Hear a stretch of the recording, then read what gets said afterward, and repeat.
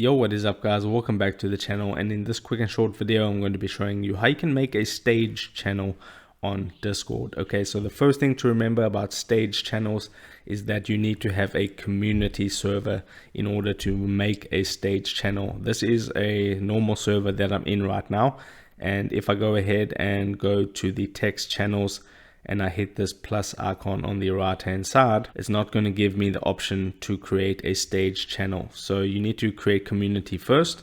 So to do that, tap on your server and then tap on the three vertical dots at the top right there. Then go to the settings option, which is right over there.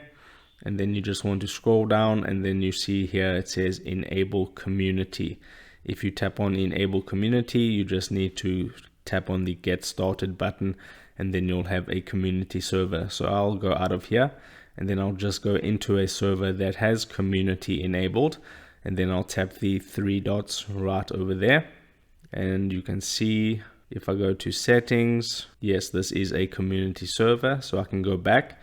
Now all you need to do is go and create a text channel. So tap on the plus next to any of the text channels where you want to create a stage channel. So I'll create it here.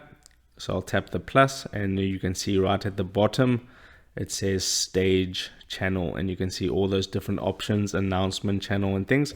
But just tap on stage channel and then you just give it a name. So let me just move that and then give this a name, test for YouTube.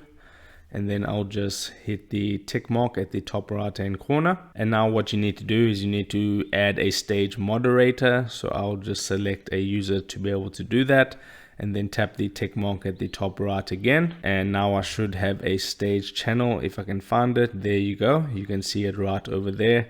It is a stage channel test for YouTube. And that's all you need to do. So if this video helped you out, don't forget to drop a like onto this video and subscribe for more, and I'll see you in the next video. Take care.